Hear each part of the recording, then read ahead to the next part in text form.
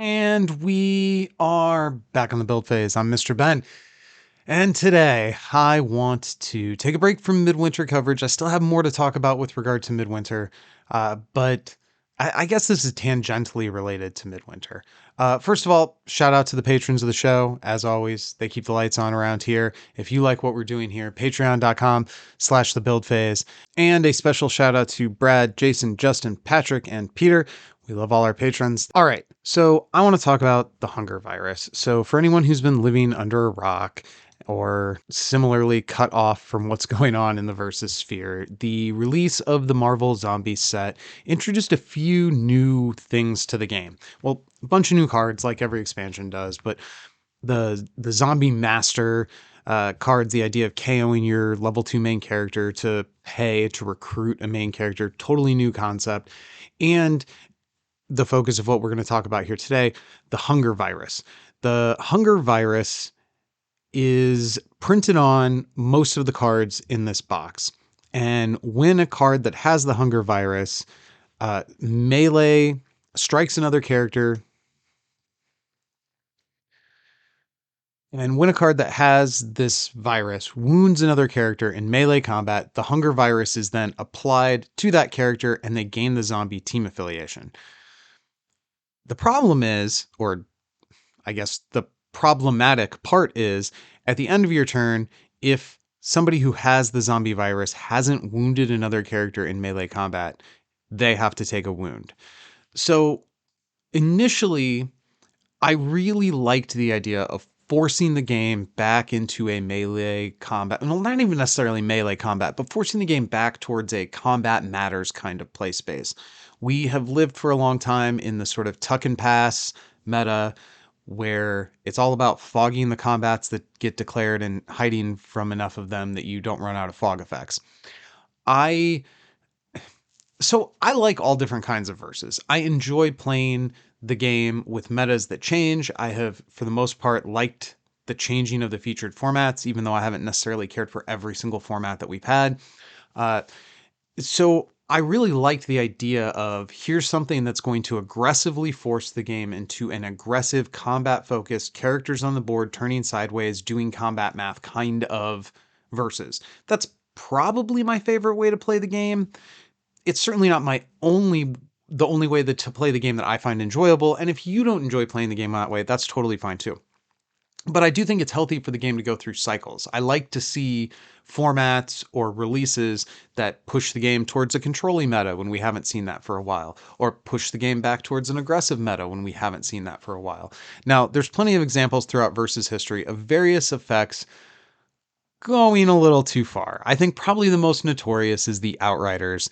And I think the zombie virus is kind of like in that like sphere, in that like conversation. Now, I don't necessarily think anything is as egregious as Outriders. That's like just has always been a truly insane way to start the game. And that's not to say Outriders aren't beatable.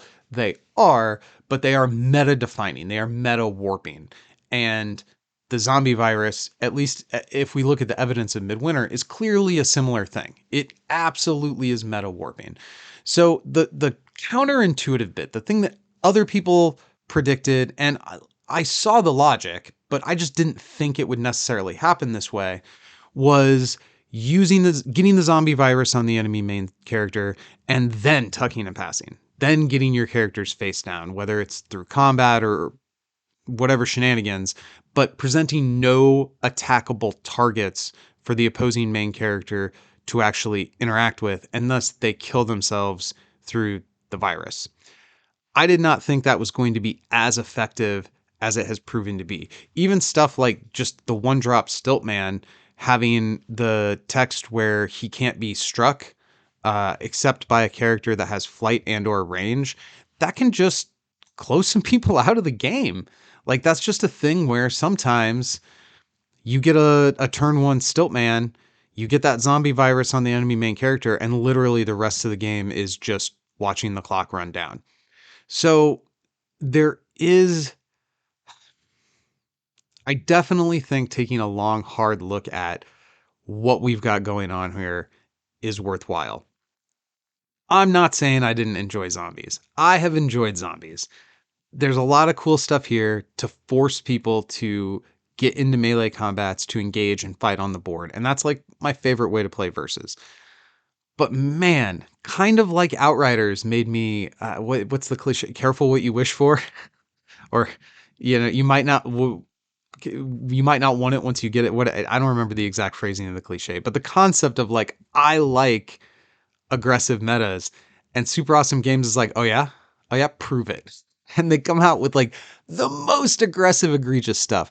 Now, I think where the hunger virus, where my point of criticism for it is while there is a lot of stuff on sort of the surface level here that forces a lot of combat interaction, and it certainly does that, there is this undercurrent of, hey, I only have to force one combat interaction and then I can just let you die. I can just essentially let you kill yourself with this keyword that I stuck on you. And it's really hard to get the hunger virus off of you. I mean, there are ways, if a character leaves and returns, it's a new character. So it's not impossible, but it's a meta defining, a meta warping thing to have to deal with. And again, I am not saying that there shouldn't be powerful meta defining effects. I think there should. And I was like the idea of like, I'm going to regret saying this. There is a part of me that can look at how Outriders impacted the game and appreciate the direction it pushed things. It doesn't mean that having that much attack power on turn one is reasonable, because it's not. That's totally unreasonable. And there are other toxic things that exist in the game. It's not like toxic aggro is the only way that things can kind of go off the rails. Sort of famously, the counter to the aggression of the Outriders was to play a different kind of game, almost a non game where you have the mayor. And during the first 5 turns of the game, when the mayor is in the can't be struck or can't be wounded side, you play Parallel Dimension and make a copy of him. And then as long as your opponent doesn't have like exile effects, doesn't have the ability to remove your characters from the game and return them, that copy just sits there and you can't lose other than going to time with having the 1 wound on your mayor and 0 wounds on the other player, which is something Whitman did. But there are, man, I'm a huge defender of Super Awesome Games making weird cards and taking big chances. I love that about this game. It might even be my favorite thing about the game overall is how wild they seem. They have this like permission that I feel like other card games would never get. If you're trying to make a successful TCG and make those chase rares, and there's just certain things that they get to do in the versus card pool, knowing one that every character who buys the pack gets access to all the cards that are in that pack, and two, I'm sure the print runs. I think we talked about this with Scott Cozzolino when he was on the podcast, how TCGs require such a huge print run to make the card collation work in the packs that they need to have like a pretty high level of success to even break even. We don't have that problem in versus. They can write the cards to exactly fit a sheet. They don't need to worry about collating them in weird ways. And I think that gives Danny and Ben a lot of freedoms that you don't really see in other card games doing kind of crazy stuff. So I like all of that. And I don't want to discourage any of that. But there are times when they come out with a mechanic, and I think being a fan of weird, wacky, wild stuff doesn't mean that I'm not allowed to occasionally point at something and go, "Hey, I'm not sure this is working the way we want. I'm not sure this is making the most fun versus games it could." And I feel like Hunger Virus might be falling into that category a little bit. I Again, when it's used in kind of the surface level way where it forces combat interactions and it makes people actually engage and play fair. I don't like calling it that, but play combat based versus. I like playing combat based versus, and there are games where the Hunger Virus acts in such a way as it forces more combat. So in that way, I'm a huge fan.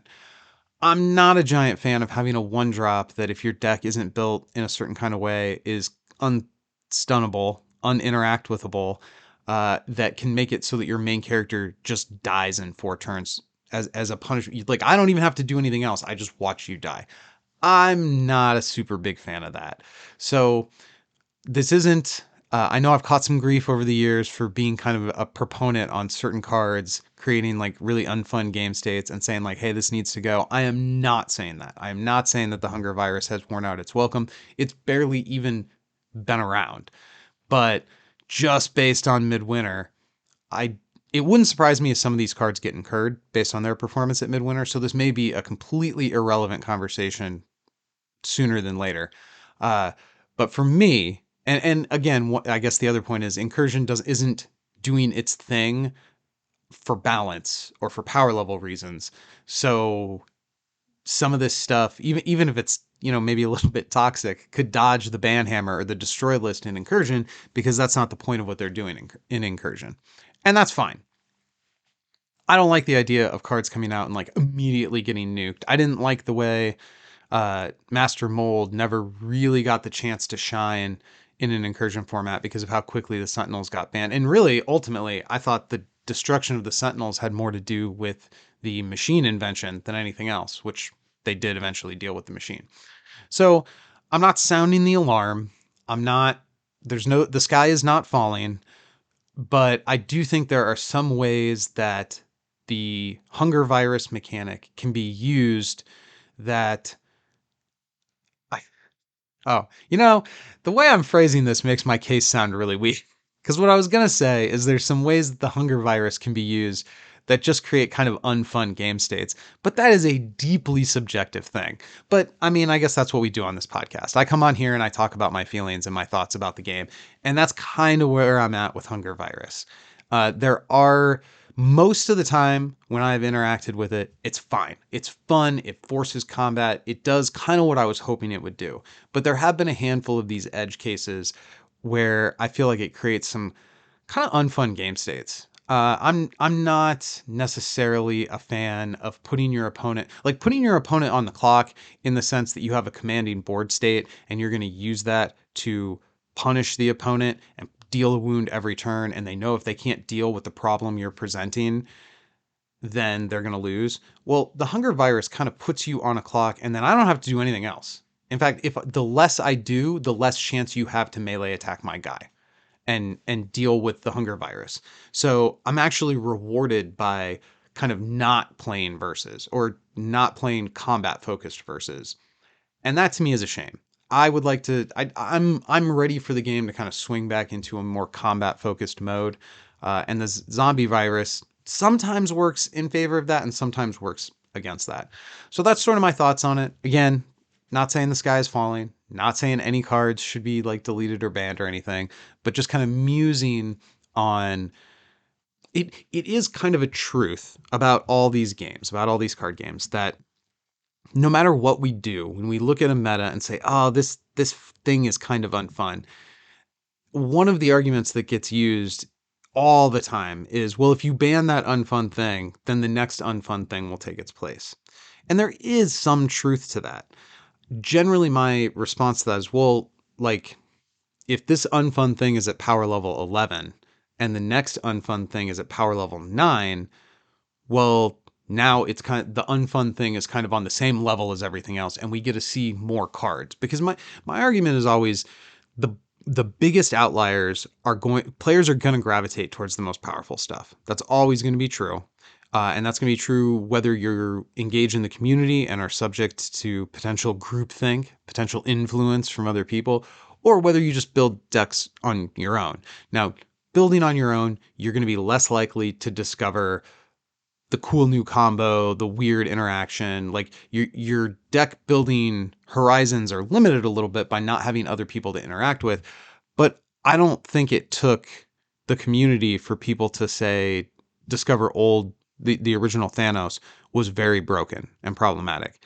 Me and my buddy figured that out after one night of playing before I even went to the Facebook collective.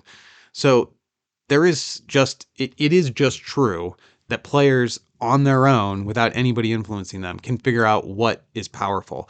And if something is sufficiently powerful enough, if it's above grade far enough, it starts to pull things out of the meta. It starts to pull weird counters into people's decks that wouldn't otherwise be there, and it pushes a bunch of cards out of playability because they can't either deal with or hang with whatever the big bad is. So I have always looked at the idea of banning one problematic card quite the opposite of it limiting the card pool. It actually opens the door to many other cards to be playable. And that's kind of where we're getting to with Incursion, where so many strong and predictable things have been gotten rid of that people are starting to play some weirder. I mean, I say people are playing weirder and more out there stuff, but there was mares flying around. I don't think we'll ever have a meta where every single player plays a different deck. Once you get over about 10 people, the likelihood that a couple of those people will have a similar idea or notice a similar powerful interaction or whatever, I just think that goes up and up and up the more people you have playing. So I don't think the goal should necessarily be for every player to play a different main character. There are games, what is it, WWE SmackDown or Raw Deal? I think those are both sort of versions of the same game in a way. Uh, but that game had a diversity rule where if you made Top Cut and somebody else made Top Cut with a better record and the same main character, you didn't make Top Cut anymore. I hate that. I hate that rule. I hate it so much. I hate the idea that somebody who didn't actually earn Top Cut gets there because they picked a weird main character. But I also love the idea of people picking offbeat main characters and trying new things and dudes. I just don't think it should be incentivized by presence in top eight. I think getting to top eight, you should have to earn that through playing at the playmats, and that we should incentivize diversity of main character picks using other tools, affecting the card pool, erratas, bans, new cards coming out, these kinds of things. Those are the levers and dials I would like to see applied to the main character diversity problem. And largely, Super Awesome Games has done a pretty good job with that through the format system. Not always. We've had the events here and there where they're just absolutely half the field. They're just dominated by one main character choice. And I think most of us, and I'm somebody who likes mirror matches, but I think, and there's people out there who hate mirror matches, but I think most of us would prefer more diverse metas, seeing larger varieties of cards at the table.